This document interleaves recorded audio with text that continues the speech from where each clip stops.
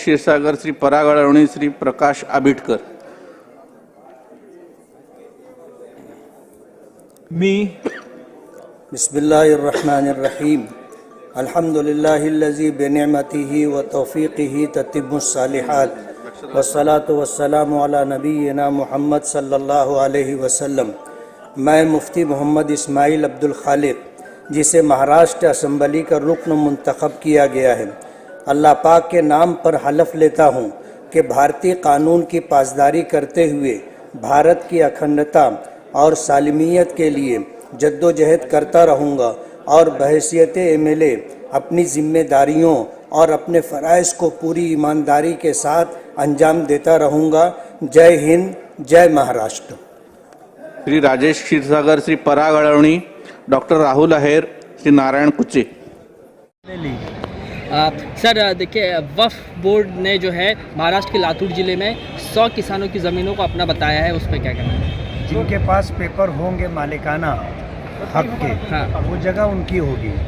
अगर कोई किसी जगह पे खेती कर रहा है, अगर उसके पास पेपर हैं कि वो जगह उनकी है, तो वक्फ बोर्ड ऐसे 100 नोटिस देगा, उससे कोई फ़र्क पड़ने वाला नहीं है। राहुल गांधी के नेतृत्व को लेकर सवाल खड़े हो रहे हैं। ममता बनर्जी ने कहा कि इंडिया गठबंधन का नेतृत्व वो करने के लिए तैयार हैं। अगर इंडिया गठबंधन इसके लिए तैयार हो तो वो नेतृत्व कर सकते हैं। अच्छा, इल्तिज़ाम मुफ्ती का एक विवादित बयान आया है। उन्होंने कहा है कि हिंदुत्व एक बीमारी की तरह है। इस ताल्लुक से तो आपको उनसे पूछना चाहिए ना, लेकिन जाहिर बात है कि फ़िरका परस्ती की बात नासूर की तरह है, बीमारी की तरह है।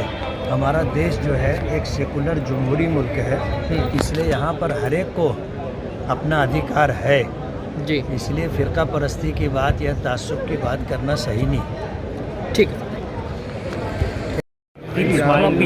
सत्तर नोट कर रहे हैं। हाँ, एक महाराष्ट्र में वक्फ को लेकर के लगातार जो है वो खबरें आ रही हैं। इसी बीच लातूर से खबर है कि किसानों की जमीन है जिस पर वक्फ का दावा जो है कैसे देखते हैं आप? वो ज़मीन किसकी है पहले ये सिद्ध होना चाहिए। आज अगर कोई वहाँ पे खेती कर रहा है तो आज वो खेती कर रहा है, वो जगह अगर उनके पास मालिकाना हक है, पेपर है, तो वक्फ बोर्ड को कोई अधिकार नहीं है कि उनको नोटिस देवे। और अगर वक्फ बोर्ड की जगह है, चाहे वो आज खेती कर रहे हों या उनके बाप दादा लोग पहले से खेती कर रहे हों, तो जाहिर बात है कि वक्फ ऊँची जगह है, वक्फ बोर्ड उनको नोटिस दे सकता है और अपनी जगह वापस मांग सकता है। लेकिन मौजूदा वक्त में इसको लेकर के वक्फ को लेकर के जेपीसी में लगातार बैठकें चल रही हैं, नए कानून की भी बात की जा रही है। आप किस तरीके से इसको देखते हैं? बात यह है कि जब से 2014 के बाद से मुसलमानों से जुड़े हुए जितने मसाइल हैं, उन मसाइल के अंदर मुसलमानों को तकलीफ़ दी जा रही है, ये पूरा देश देख रहा है। आज हमारी मस्जिदें महफूज नहीं हैं, दरगाहें महफूज नहीं है, औकाफ की ज़मीनें महफूज नहीं है। इस तरह की जो सूरत हाल बनाई जा रही है वो देश के हित में नहीं है। मुसलमान इस देश का बाशिंदा है और कानून ने उसको ये अधिकार दिया है, वो आम लोगों की तरह बराबर का हक रखता है। अब इस सूरत के अंदर अगर मुसलमानों से उनकी वक्फ की ज़मीनें छीनने की कोशिश की जाएगी, जाहिर बात है हमारा अधिकार है, हम तो लड़ेंगे। लेकिन बीजेपी का तो दावा है वक्त जो है वो गैरकानूनी तरीक़ों से जो है ज़मीनें छीनता आया है, गरीबों की ज़मीनें छीनता आया है, किसी भी ज़मीन पर क्लेम करता आया है। कोई इसको लेकर के कोर्ट में भी नहीं जा सकता। इनफैक्ट ट्रिब्यूनल है वक्फ का, वहाँ पर जाना पड़ता है, उसमें भी कैसे न्याय मिलेगा? तो इन तमाम चीज़ों को लेकर के जो है वो वाद विवाद तो होता ही आ रहा है।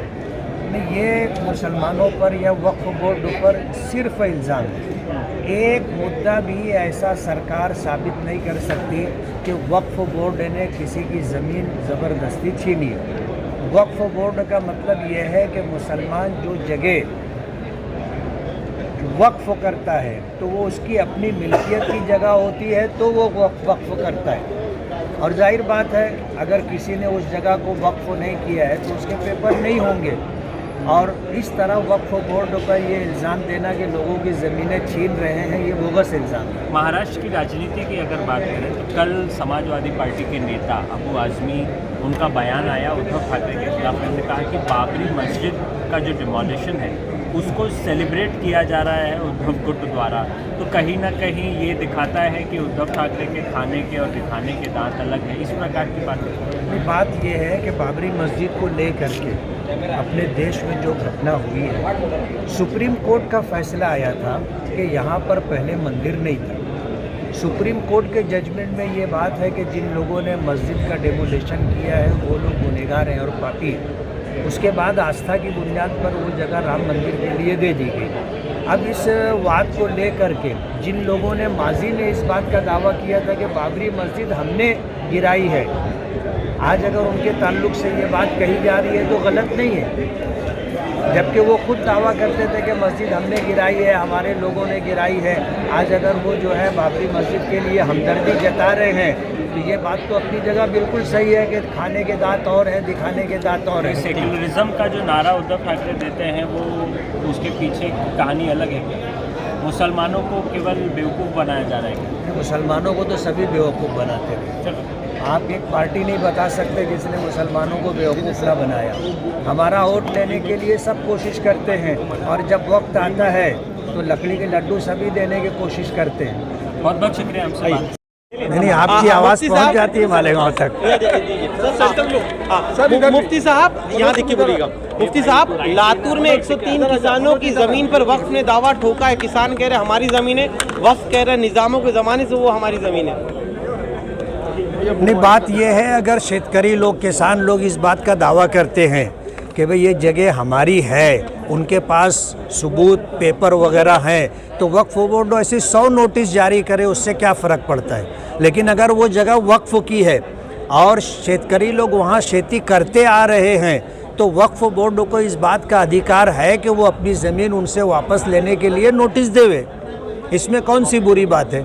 एक ज़माने से लातूर जो है निज़ामों के शासन में रहा है, कई दशकों तक या सदियों तक। आपको लग रहा है कि वक्फ जो है बिना जांच पड़ताल के तो किसी को नोटिस भेज नहीं सकते, तो वक्फ का हुकूक है? मेरा यही कहना है कि अगर वक्फ बोर्ड ने नोटिस जारी की है तो ये काम ट्रिब्यूनल कोर्ट का है, वो देखे किसके पास मालिकाना पेपर है।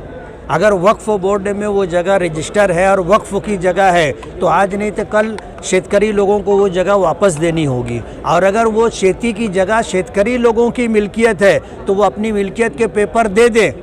और ऐसा 100 नोटिस भी अगर जो है वक्फ बोर्ड देता हो तो शेतकरी लोगों को कोई फ़र्क नहीं पड़ेगा। सर, नियम कानून क्या कहता है ये बताइए, क्या वक्फ के पास? नियम कानून ये है कि जिसके पास पेपर होंगे वो इस ज़मीन का मालिक होगा, वो इसका अधिकार रखता है कि उसको उसकी जगह मिल जाए, ये नियम है। और होगा क्या, वक्फ ट्रिब्यूनल कोर्ट के अंदर वक्फ बोर्ड भी जाएगा, शेतकरी लोग भी जाएंगे, वक्फ बोर्ड जो अपना ट्रिब्यूनल कोर्ट फैसला करेगा। सर, बीजेपी की तरफ से इस मुद्दे पे कहा गया कि वक्फ बोर्ड की बदमाशी बंद होनी चाहिए, हिंदुओं के मंदिरों पर, किसानों की ज़मीन पर जबरन कब्जा कर रहे हैं वक्फ। नहीं, ये तो क्या है, इल्ज़ाम है। आप पूरे देश के अंदर एक वाक़या, एक घटना भी ऐसी नहीं बता सकते कि मुसलमानों ने मंदिर की जगह ले ली हो या मुसलमानों ने किसी की ज़बरदस्ती जगह छीन ली हो। एक वाक़या आप नहीं बता सकते, एक मिसाल नहीं दे सकते। लेकिन आज पूरे देश के अंदर मुसलमानों की मस्जिदों को लेकर, दरगाहों को लेकर जिस तरह का वाद खड़ा किया जा रहा है, सुप्रीम कोर्ट के चंद्रचूड़ साहब के एक फ़ैसले की वजह से, अच्छी भली मस्जिद है, 700-800 साल पुरानी मस्जिद है, और इस बात का दावा किया जाता है कि वहाँ कभी मंदिर था, और सिर्फ था ऐसी एक बात कह करके जाते हैं और सर्वे कराने के लिए कोर्ट का आदेश लेकर के आते हैं। 10 से ज़ायद हिंदुस्तान के अंदर इस तरह के मुकदमात चल रहे हैं। जाहिर बात है हमें सताया जा रहा है, हमारी ज़मीनों पर कब्ज़ा करने की कोशिश की जा रही है। आज मुसलमानों ने किसी की एक इंच जगह ली हो तो वो बतावे, सिर्फ बोल देने से या सरकार के कह देने से वो सच तो नहीं हो जाता। बिल्कुल। एक इसके अलावा सर, ईवीएम घोटाले का मुद्दा आप भी लगातार उठाते आ रहे हैं। महाविकास आघाड़ी कई विधायकों ने कहा कि हम इस्तीफा देने के लिए तैयार हैं, लेकिन चुनाव आयोग बैलेट पर मतदान कराए। क्या मुफ्ती इस्माइल भी तैयार है इस्तीफा देने के लिए, बैलेट पर चुनाव के लिए? मैं एक पार्टी से विधायक हूँ, पार्टी पॉलिसी जो रहेगी उसके मुताबिक मैं अमल करूँगा। लेकिन ईवीएम को लेकर के आज पूरे देश में ये मुद्दा चल रहा है। जाहिर बात है या तो इसमें सच्चाई महायुति के साथ होगी या इसमें सच्चाई महाविकास आघाड़ी के साथ होगी। अगर महाविकास आघाड़ी इस तरह की बात कह रहा है कि ये ईवीएम का फैसला है, ये जो है फैसला पब्लिक का या पब्लिक का फैसला नहीं है, तो ये मैंने कल भी ये बात कही थी और आज भी ये बात मैं कह रहा हूँ कि जिन लोगों ने वोटिंग के लिए ईवीएम मशीन बनाई थी, आज उन लोगों ने ईवीएम मशीन छोड़ दी है और बैलेट पेपर के ऊपर इलेक्शन कर रहे हैं। तो भारत सरकार को या इलेक्शन कमीशन को इसमें क्या दिक्कत है? अगर कोई झूठा इल्ज़ाम लगा रहा है और आपकी ताकत है जीत करके आने की, तो ईवीएम मशीन रहे ना रहे, जो फैसला होना है वो फैसला हो जाएगा। Thank you so much sir, thank you sir, thank you sir.